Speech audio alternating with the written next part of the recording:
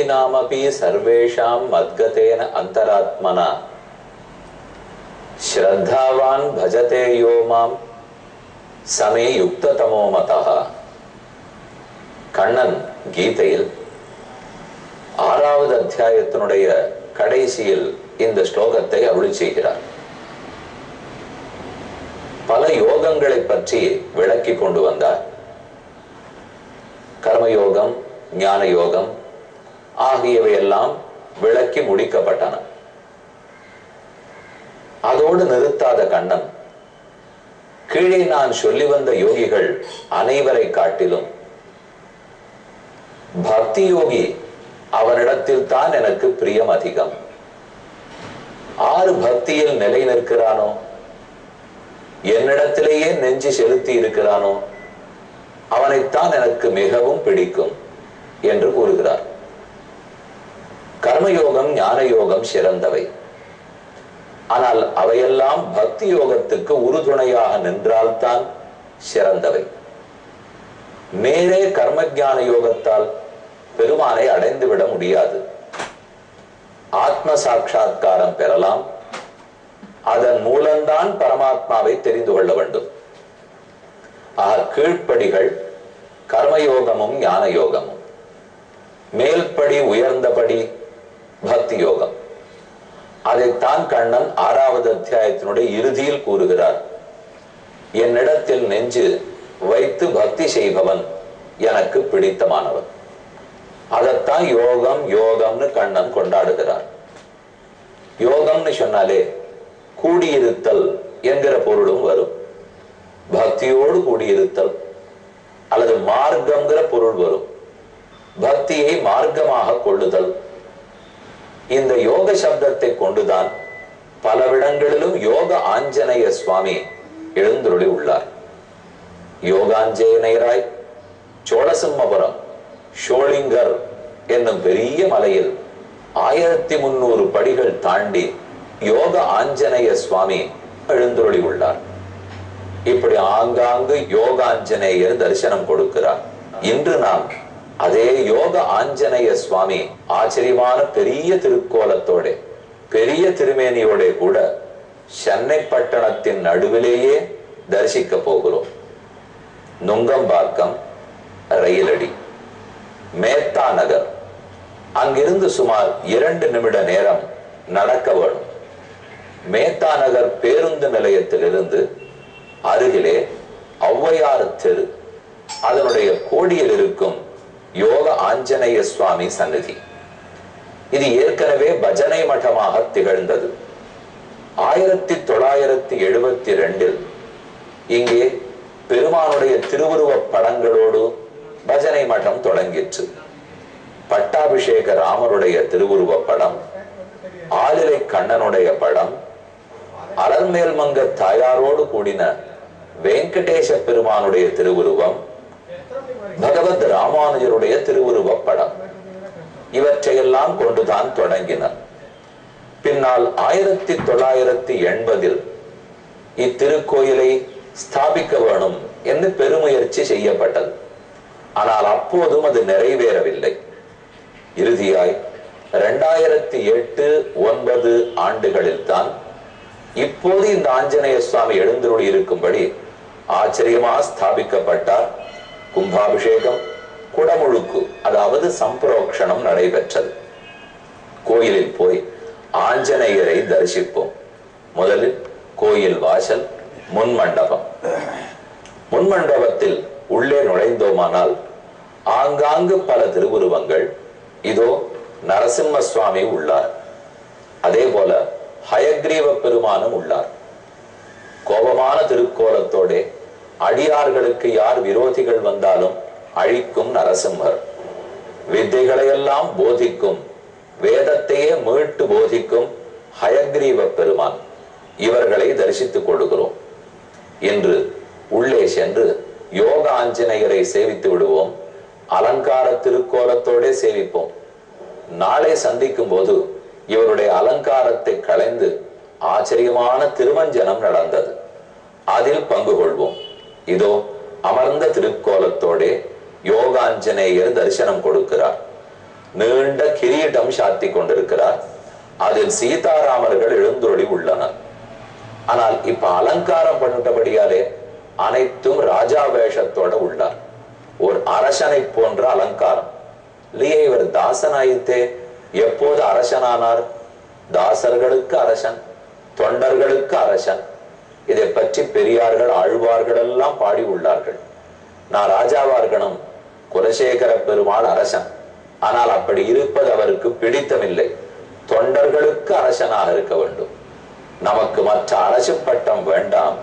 அரசமர்ந்தான் அடிசூடும் அரசு, பெருமானுடைய திருவடிகளை தலையாலே தூடும் அரசு. அந்த அரசர் திருக்கோலத்தில் தான் உள்ளார். என நீண்ட அங்கி, இதோ 2 கைகள், கைகளிலும் முத்து சட்டை, முத்து அங்கி சமர்ப்பித்துக் கொண்டுள்ளார். யோக ஆஞ்சநேயரா இருக்கிறதுனாலே தன் திருவடிகளை யோக திருக்கோலத்தில் மடித்து வைத்துக் கொண்டுள்ளார். முழந்தாள் 2ஐயும் சேர்த்து யோக பட்டை சாத்தி கொண்டிருக்கிறார். 4 திருக்கரங்கள் யோக முத்திரையோட, வலது கீழ்த்தரக்கரம், இடது கீழ்த்திருக்கரம், சங்க சக்கரங்களை பற்றி கொண்டு வலதும் இடதும் மேல் திருக்கரங்கள். இப்படி பெரிய ஆஞ்சநேய சுவாமியை இதோ ஹாரத்தி நடக்க தரிசித்துக் கொண்டோம். அவர் முகத்தில் தான் எவ்வளவு சாந்தி. அதோ அவர் வாயில் இருக்கும் கொஞ்சமான வெண்ணெய், அந்த வெண்ணெய் திருக்கோலத்தை எப்போதும் சேவித்துக் கொண்டிருக்கலாம். அலங்காரம் சேவித்தோம். தலப்பாகையே தனி அழகு. இதோ நின்ன திருக்கோலத்திலே உற்சவமூர்த்தி எழுந்தருளி உள்ளார். கைகளை கூப்பி கொண்டிருக்கிறார். இன்று இவர்களை அலங்காரத்தோடு தரிசித்தோம். இனி நாளை சந்திக்கும் போது திருமஞ்சனம். அப்பதான் இந்த சுவாமியினுடைய திருமேனி அழக நாம சேவிக்க முடியும். இப்ப யுத்த காண்டத்தில் 68வது சர்க்கம், 67வது சர்க்கத்தில் கும்பகர்ணன் மாண்டு போனான் என்று பார்த்தோம். இனிமேல் ராவணனுக்கு 6 மீதம் உள்ளார்கள் இருக்கிறார்களே. மகோதரன், மகாபார்ஷ்வன், அதிகாயன், நராந்தகன், தேவாந்தகன், திரிஷிரா, கும்பன், நிகும்பன், இந்திரஜித்து. இவர்கள்லாம் பெருத்த வீரர்கள். நான் விஷ்ணு சஹஸ்ரநாமம் சொல்றா போலே ஏதோ ராட்சச சஹஸ்ரநாமம் சொல்றேனே நினைச்சுக்க வேண்டாம். இவர்கள்லாம் அடுத்தடுத்து முடிய போகிறார்கள். எல்லாரும் ராமனை பார்த்தும் மயங்காதவர்கள். ராமனுடைய திருமேனியை சேவித்து மயங்கி ராமாவும் திருவடிகள் சரணம்னு சொல்லி இருந்தால் இந்த எந்த ஆபத்துமே வந்திருக்காது. ஸ்லோகம் பார்ப்போம். ராவணன் புலம்புகிறான். இப்படி தன்னுடைய ஓரொரு பெரு வீரனும், தன் வயிற்றில் பிறந்த பிள்ளைகளும், கூட பிறந்த தம்பிகளும் மடிவதைக் கண்டு பொறுக்க முடியவில்லை. கும்பகர்ணம் ஹதம் திருஷ்டுவா ராகவேண மகாத்மனா ராட்சசா ராட்சசேந்திராய ராவணாய நிவேதயன். கும்பகர்ணன் முடிந்தான். என் அரக்கர் தலைவன் ராவணனுக்கு செய்தி வந்தது. ஒரு முகூர்த்தம் பேச்சு மூச்சில்லாமல் மயங்கினான். பின்னால் தன்னைத்தானே தேர்ச்சி கொண்டான். எழுந்தான், அழுதான். இப்படி கும்பகர்ணனை ஜெயிக்கும் யாரையும் நான் கண்டதில்லை. நிகிருத்த நாசா கரணேன விக்ஷர உதிரேணச்ச ருத்வா துவாரம் ஷரீரேண லங்காயாக பர்வதோபமாக. இலங்கையினுடைய வாசலுக்குள் கும்பகர்ணனுடைய உடல் எடுத்து கொண்டு வர தாங்க மாட்டாமல் ராவணன் புலம்பினான். ராவண சோக சந்தப்தா முமோகச்ச பபாதச்ச.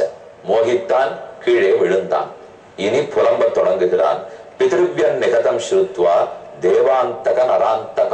அவன் புலம்பலை சகிக்க மாட்டாமல் தேவாந்தகன் நராந்தகன் இருவரும் ராவணனுடைய புதல்வர்கள். தங்களுடைய சிற்றப்பனான கும்பகர்ணன் முடிந்தான் என்று கேட்டு இனி நாம் தகப்பனாரை தனியே விட்டு புலம்ப விடக்கூடாது, நாங்கள் சென்று ஜெயித்து கொடுக்கிறோம் என்று பேச அருகே வந்தனர். அவர்கள் பேசினதையே காதில் போட்டுக் கொள்ளாமல் ராவணன் கூறுகிறான். கதமேவம் விதோ வீரோ தேவ தானவ தர்பகா கலாக்னி கலாக்னி பிரதிமோ கிருத்ய ராகவேண ரணேகதா ராஜ்யேன நாஸ்தி மே காரியம். இனிமேல் கும்பகர்ணனை இழந்து இந்த அரச வைத்துக் கொண்டு என் செய்வேன்? லங்கையே லாபமில்லையானால் சீதையால் எனக்கு என்ன லாபம்? இப்போதே இவனை அழித்தவர்களை கொல்லுவேன். யத்யஹம் பிராதுகந்தாரம் நஹன்னி யுதி ராகவன். நான் இனி ராகவனை யுத்தத்தில் கொல்லாமல் போனால் இறந்தவர்களுக்கு நன்றி கடன் செலுத்தாதவன் ஆவேன். அத்தெய்வதம் கமிஷ்யாமி தேசம் எத்திர அனுஜோமம.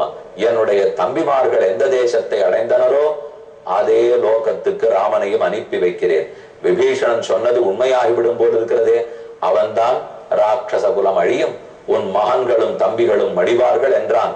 அது உண்மையாக நடக்கிறதே என்று அழுதான். அடுத்த சர்க்கம் 69வது சர்க்கம். அங்கத பெருமானால் நராந்தகன் அழிக்கப்படுகிறான். சுருக்கமா பார்த்துடலாம். இந்த சர்க்கங்கள்லாம் சிலது பெருசு பெருசா இருந்தாலும் சண்டை எப்படி நடந்ததுங்கிறதுனுடைய விளக்கம் தான் இருக்கும். இப்ப பெருசா நாம சண்டை போட போறதும் இல்லை, அதை பத்தி தெரிஞ்சுக்க வேண்டியதும் இல்லை. இப்போ இன்னார் இன்னாரை அழித்தனர், சீக்கிரமே யுத்தம் முடிந்தது, ராமன் விஜயராகவன், அதைத்தான் பார்க்க வேண்டும். ஏவம் விலபமானஸ்ய ராவணஸ்ய துராத்மனஹ ஸ்ருத்வா சோகாபிபூதஸ்ய திரிஷிரா வாக்கியம் அப்ரவீத். இனி திரிஷிரா எழுந்திருந்து பேசுகிறான். ராவணா, கவலைப்பட வேண்டாம், நாங்கள் உள்ளோம், நாங்கள் போய் ஜெயித்து கொடுக்கிறோம். பிரம்மதத்தாஸ்தி தே சக்தி, உன் சக்தி, ஆயுதம், கவசம் அத்தனையும் பிரமனால் நான்முகனால் கொடுக்கப்பட்டது. நீ பரமசிவனாரிடத்தே பிரம்மாவிடத்தே வரம் வாங்கி இருக்கிறாய், தேவர்களை பலமுறை ஜெயித்திருக்கிறாய், இத்தனை இருந்துமா பயப்படுகிறாய்? சம்பரோ தேவராஜேன நரகோ விஷ்ணுநாயதா ததாத்ய சைதாராமா மமாயுதி நிபாதிதா. கருட பன்னகா இவ, கருடன் எப்படி பாம்பை பிடித்து அழிப்பனோ, சம்பராசுரன் எப்படி தேவராஜன் அவனை முடித்தானோ, நரகாசுரனை எப்படி விஷ்ணு அழித்தானோ, அதே போல நானும் இந்த ராமனை அழிக்க போகிறேன் பார்.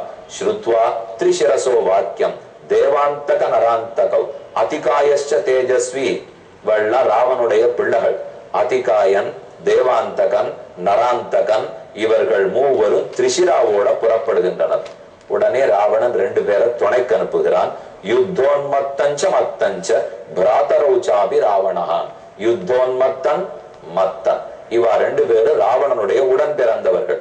இன்னும் கூட மகோதர மகாபார்ஸ்வ, ஆக மகோதரன், மகாபார்ஸ்வன், தேவாந்தகன், நராந்தகன், திரிசிரா, அதிகாயன், தத சுதர்சனம், நாகம், நீல ஜீமூத சந்நிபம், இவர்கள் அனைவரும் போருக்கு வந்தனர்.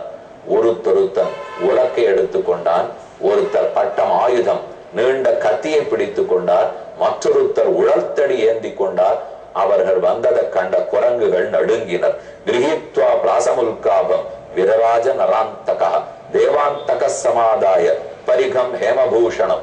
அவர்களுடைய ஆடை, அலங்காரம், தேஜஸ், தேரு, ரத, கஜ, துரக பதாதிகள் எது கண்டாலும் நடுக்கமா போலே இருந்தது. துருமாம் விபுலம் ஸ்கந்தான் ஸ்கந்தான் கிரஹ்ய வானர புங்கவாக தத்யுமம் பவத்கோரம் யுத்தம் பவத் அபவத்கோரம் ரக்ஷோ வானர சங்குலம். ராட்சசர்களுக்கும் வானரங்களுக்கும் மிகுந்த யுத்தம், கோரப்போர் நடந்தது.